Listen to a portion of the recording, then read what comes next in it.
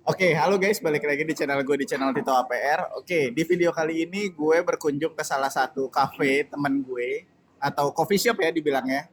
Kedai lah. Kedai. Oke, Kedai. sekarang sebutannya nih kedai nih kalau versi dari ownernya. Oke, jadi nanti gue kenalin nih temen gue yang punya kedai kopi Koprel namanya. Lokasinya ada di Pisahan Lama 1 nomor 67 deket stasiun Jatinegara.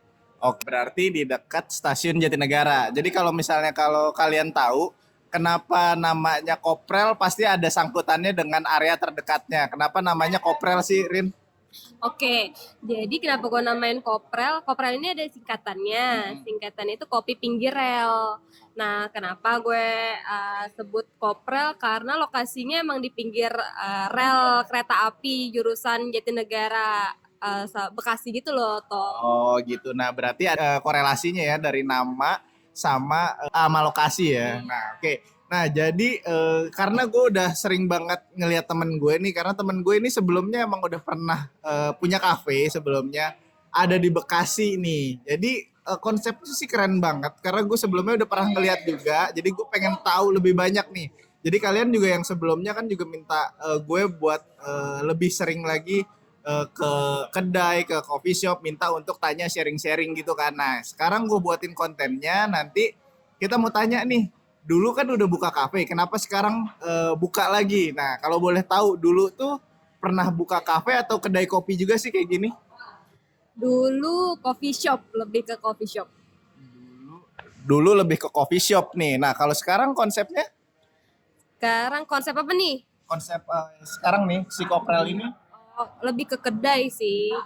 Oke, bedanya apa ya? Kalau misalnya sebelumnya kan lo bilang tadi kalau yang di Kun ya namanya Kun yang ada di Bekasi itu bilangnya coffee shop. Nah, kenapa kalau ini dibilangnya kedai?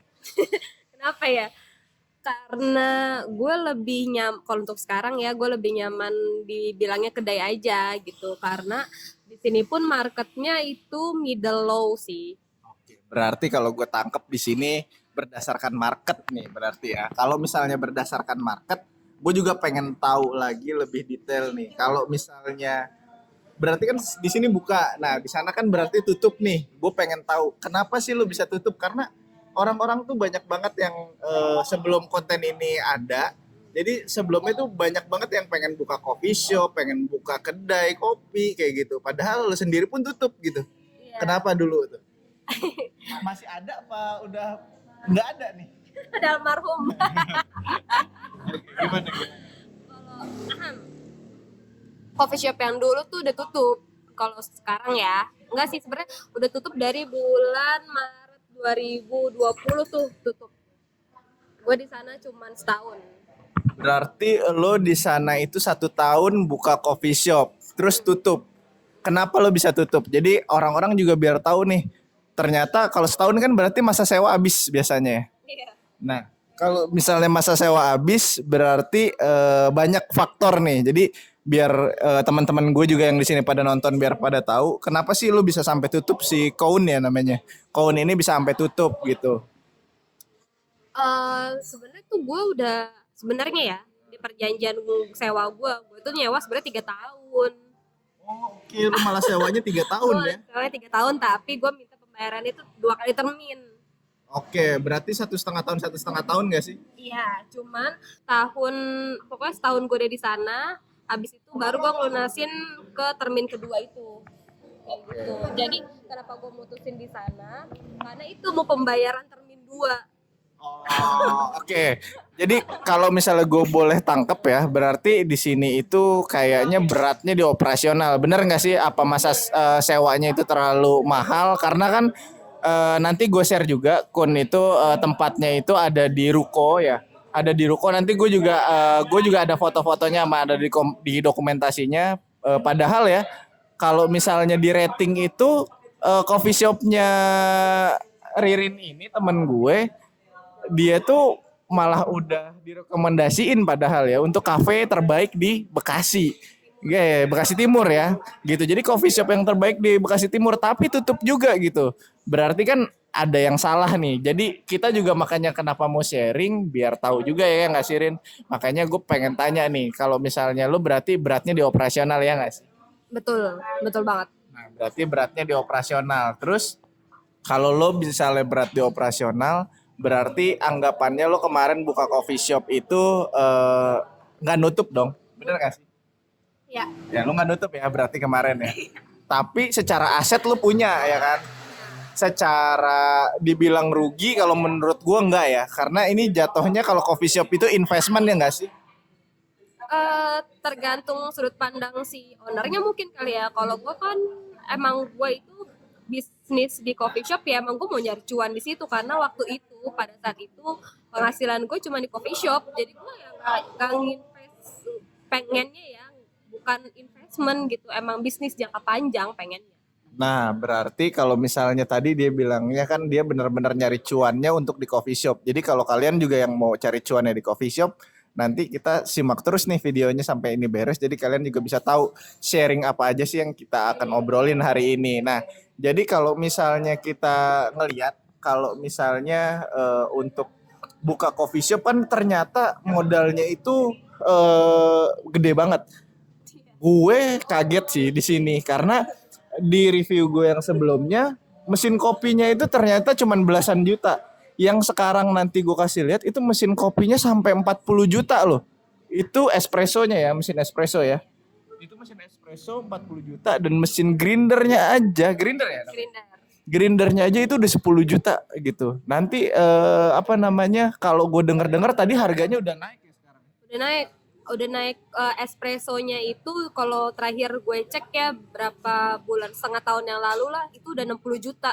Lo belinya 40 Gue juta. beli 40. Tuh.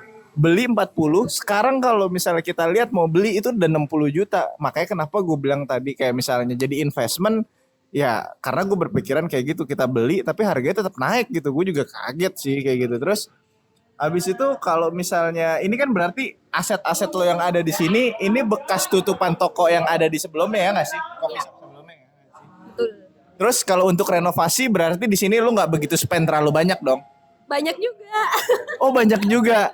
Nah kalau banyak juga lu juga harus pada tahu dulu itu di sini apa sih? Setahu gue sih di sini kayaknya kandang ayam nggak sih? Tempat jual ayam setahu gue sih. Iya, emang dulu di sini, di tempat kopra ini bekas kandang ayamnya nyokap gua gitu. Nah, tapi karena tutup direlokasi jadi kosong kan. Akhirnya direnov, terus abis itu nyokap gua bilang mau buka lagi, mau menawarkan gitu ya, mau buka lagi nggak gitu. Ya udah akhirnya gua buka deh di sini. Oke, jadi akhirnya yang tadinya dia punya coffee shop itu tutup, akhirnya buka lagi karena punya lahan sendiri nih. Secara sewa lu udah nggak perlu sewa lagi dong. Iya, jadi operasional gue lebih bisa buat tekan ya. Nah, jadi kalau pembelajaran yang sebelumnya adalah dia operasionalnya tinggi karena menurut gue manpower dan masa sewa ya. Sewanya itu gue boleh tahu nggak sih kalau standaran ruko lo yang kayak kemarin itu sampai berapa duit sih? Kalau di daerah Bekasi Timur ya itu 50 sampai 75 per tahun. Lim- 50 sampai 75 juta itu satu Satu ruko 2 lantai. satu ruko 2 lantai untuk berapa tahun? Setahun dong 50 sampai 7. Kalian bagi aja. Kalian bagi 12. Perhitungannya gampang banget. Kalian harus punya pendapatan tuh berapa. Itu gampang banget. Itu baru sewa, belum operasional, belum listrik, bla bla bla ya. Gue boleh tahu nggak dulu pas di cafe lo yang sebelumnya sampai lo tutup, operasional paling lo gede yang lo akan spend tuh berapa sih? Operasional paling gede buat gaji sih. Kita bahas total aja deh. Kita nggak usah rinciin satu-satu kali ya. Total aja dari lo sewa, dari manpower, dari listrik, air dan lain-lain itu kira-kira berapa sih? Sebulan. Iya. Aduh, berapa lagi ya? 20 juta ada? Termasuk sewa ya. Termasuk sewa. Kalau kita dirinciin gitu per bulannya dari tadi 1 tahun kan udah dapat.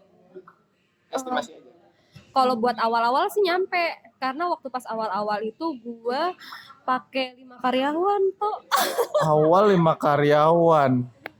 5 karyawan. Iya, 4 deh, 5 sama gue ya. Oke, berarti lu terjun langsung juga ya di Kontrol iyalah. tiap hari lu ada di lokasi ya. Gue ada di situ karena bisnis pertama, jadi gue pengen gue benar-benar tahu flow-nya dan gue benar-benar pengen tahu gimana sih dunia bisnis tuh gitu. Oke, nah karena ini dia udah nyemplung duluan, jadi gue mau sharing juga ke kalian nih. Kalau misalnya kalian nanti mau buka kopi, jadi banyak banget yang kita jadi pelajaran nih. Jadi kayak misalnya tadi udah di review manpower ternyata kebesaran. Terus habis itu biaya sewa tinggi, sehingga per bulan itu bisa dapat pengeluaran itu kurang lebih 20 jutaan. Jadi kalian juga harus punya omset minimal dua kali dari penghasilan kalian. Kalau misalnya kalian mau profit nih, berarti asumsinya kalian harus bisa ada pendapatan 40 sampai 60 juta amannya gitu. Sedangkan kalau dilihat marketnya di sana gimana, Rin? Nah, kalau di sana itu karena wilayah baru ya dan salahnya gua bukan salah sih sebagai pembelajaran lah. Katanya kan pembelajaran itu pengalaman itu mahal ya. Emang bener mahal ya. Makanya ini yang kita sharing itu pengalaman yang mahal. Jadi kalian biar nggak kejeblos nih kayak yang sebelah gue ini. Jadi buat jadi kalian juga bisa tahu nih nanti gitu. Gimana, Rin? Iya. Nah, karena gue belum tahu medan perang gue nih waktu itu jatuhnya lah ya.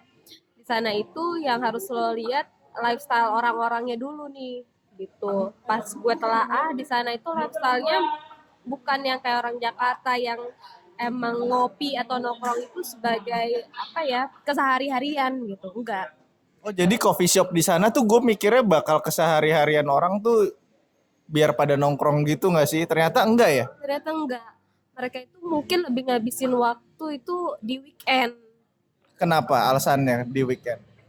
Yang gue lihat kayak gitu, entahlah kenapa, mungkin karena mereka udah terlalu capek gitu ya, karena mungkin mobilitasnya mereka kan gak di Bekasi, mungkin di Jakarta, mungkin di mana lah, entah pokoknya nggak di Bekasi gitu, atau mungkin di Bekasi tapi Cikarang Jababeka gitu ya, Oke. mungkin udah lelah terus habis itu jadi mereka yang gue memang ruko gue si Kowon itu emang lokasinya bener-bener dekat pemukiman gitu atau Nah, jadi kalau orang-orang kan di sini juga pasti pada nangkepnya kalau kita buka coffee shop atau kita buka tempat di dekat daerah pemukiman pasti bakal rame. Ternyata enggak ya?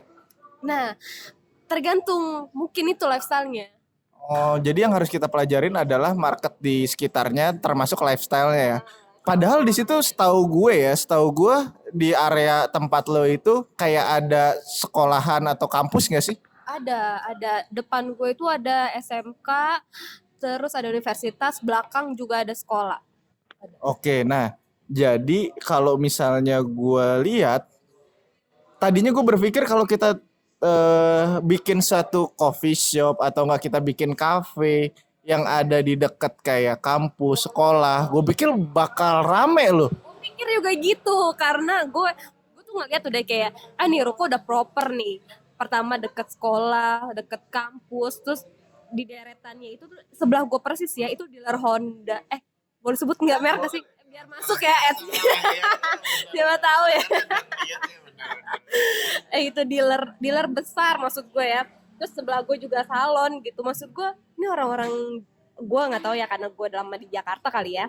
Maksud gue nih orang pasti biasanya nih orang mau nunggu nyalon, pikiran gue ya waktu pas awal-awal buka nunggu orang nyalon gitu ya, habis itu bisa bisa ngopi dulu atau nunggu nih apa namanya dia lagi servis kan lama gitu ya, bisa ngopi dulu ke situ, ternyata enggak tuh. Sampai anak-anak kampusnya juga nggak ada yang mampir gitu Rin, dan anak sekolahannya tiap pulang gitu. Nah ada kalau itu karena dia itu tuh kayak temennya temen gue gitu jatuhnya. Itu pun karena temennya temen lo. Betul. Kalau misalnya new customer, New customer ada sih, ada. oke. Cuma banyak nggak sesuai ekspektasi lo gitu. Oke, nah berarti yang kita bisa ambil dan pelajarin adalah posisi dekat sekolah, posisi dekat pemukiman belum tentu itu rame ya. Belum tentu, tergantung lifestyle. Oke, tergantung lifestyle. Oke, jadi kalau misalnya kita tadi kan udah ngebahas kenapa sih lo berani buka lagi? Karena yaitu tempat-tempat sendiri gue nggak perlu sewa, jadi gue nggak ada beban sendiri kayak gitu ya. Terus habis itu karyawan gue pun gue cuma ada 2 kayak gitu, dan untung alhamdulillahnya nih karyawan gue yang dulu gitu, jadi gue bisa fair-fairan ya keadaan gue lagi kayak begini kayak gitu ya, pokoknya lu keterbukaan sih kayak gitu, dan mereka nerima, ya udah kita jalan bareng. Jadi ini karyawan dan di sini itu dari sana masih ada di sini semua. Iya. Oke, berarti manpower adalah segalanya ya, yang ngebangun bisnis tuh dari manpower ya. Jadi lu bener-bener berangkatnya bareng ya semuanya bisnisnya. Oke. Bareng. Nah, gue mau nanya nih. Kalau sekarang kan gue kalau bahas detail di sini kan ini udah renovnya udah kelihatan ya minimalis banget di sini, dan kebanyakan barang-barang dan propertinya juga sisa-sisa coffee shop lo yang tadi di Bekasi ya. Nah, kalau misalnya kita bahas modal yang awal dulu deh, modal yang awal dulu yang dari sana kan ini tinggal pindah ke sini kan. Tapi kalau misalnya pas di sana lu kira-kira habis berapa sih kemarin? Kira Kasar aja. 350 lebih sih. Juta. Di ruko kalau kalian nih mau bikin coffee shop ya 350 juta itu kalian harus di spend tuh. Ini yang udah ada orangnya langsung 350 juta. Mesinnya aja yang tadi kita shoot sama grindernya. Ya, itu udah termasuk equip ya semua. Itu aja tuh yang tadi kita shoot aja 2 biji itu udah 50 juta gitu. Jadi kalau misalnya di kedai coffee shop teman gue yang sebelumnya mungkin alatnya masih 18 jutaan, yang ini udah 50 jutaan cuy. Jadi kalian harus benar-benar ekstra lagi untuk pertimbangkan. Mulainya startnya dari nol dulu atau mau kayak gimana. Kalian dengerin dulu sharing dari kita deh. Biar kalian juga jadi ada bayangan kayak gitu. Terus tadi pelajarannya juga udah kita ambil ya Rin ya. Jadi dari lokasi area kalian harus juga udah bisa survei dulu kali ya. Ya, riset dulu. Research dulu ya, lo harus research dulu. Terus habis itu apa namanya? Kalau misalnya Hidup orang-orang sekitar. gaya hidup orang-orang sekitar juga ya. Nah, untuk pricing, apakah harga lo itu termasuk mahal apa enggak sih? Sebenarnya enggak menurut gue, karena harganya itu ya Start from. start from 7.000 sampai paling mahal tuh 25.000. Oke, gue tadi udah shoot hasil beberapa menu-menunya yang ada di sini, dan itu semua di sini. Oh, di sini. Tadi gue udah shoot, harganya tuh emang murah-murah. Ya, harusnya sih masih masuk ke marketnya karena di sini middle ya. Low to middle ya. Oke. Nah, terus abis itu lo kalau misalnya sekarang ekspektasi lo tuh kalau misalnya di sini kira-kira lo akan ada plan ke depannya untuk buka cabang lagi gak sih? Pengen lah. Kalau lo mau buka bisnis pasti lo gatal buat ngembangin tuh. Oke, berarti lo harus fokus terjun di dalamnya ya. Oke, nah kadang juga tadi gue ada pembahasan yang lumayan menarik sama Ririn. Kalau misalnya gue boleh join, kenapa kita nggak jalaninnya bareng gitu ya Rin ya? Tapi kalau sedangkan lo kan sekarang benar-benar pemilik pribadi nih, ownernya ya. Menurut lo kalau lo ada change untuk join, sama lo jalanin sendiri, mending mana sih? Gue belum pernah sih. Kalau pilihan ya. Pilihan ya. Sebenarnya dua-duanya ada plus minus sih menurut gue ya. Karena kalau misalnya lo sama partner gitu ya, lo bisa berbagi semuanya gitu. Lo sulit pun lo nggak nanggung sendiri gitu. Beda kalau misalnya kayak gue gitu ya, single fighter, semua beban ya lo tanggung gitu sendiri. Cuman lo harus bisa benar-benar nemuin partner yang satu visi satu misi. Karena banyak banget yang crash lah, apalagi duit. Masalah duit sih emang paling sensitif banget sih. Nggak kenal duit. Iya. Nah makanya kalau misalnya kita lihat ini yang sebelah gue, dia sama aja kemarin dia tes buka coffee shop pertama kali dengan budget 350 juta.